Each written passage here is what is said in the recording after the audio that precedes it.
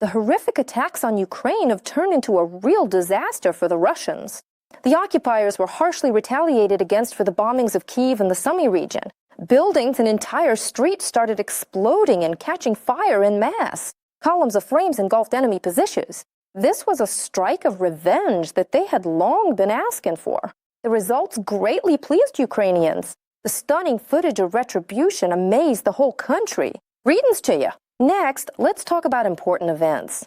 The Russians launched a Zircon missile at a power substation connected to a major nuclear power plant. Powerful explosions were heard in Kyiv in the Kyiv region. This was reported by monitoring channels that track air threats. According to their data, explosions occurred on both banks of the capital, and the loudness could have been amplified by the high humidity in the air. Monitors claim that a Zircon-type missile was launched from the territory of temporarily occupied Crimea toward the region. It is reported that air defense systems are operating in the Nalivaikivka area near Makariv. According to the same sources, a powerful electrical substation called Kyivska is located in Nalivaikivka, which is connected to the power grid, including the Rivne nuclear power plant. It is in this area, according to monitors, that an attempt to intercept the missile may have taken place. It is also reported that a few minutes after the first attack, another missile of the same type was launched into the air. Explosions were heard again in the Kyiv region. Aerial reconnaissance of air targets continued.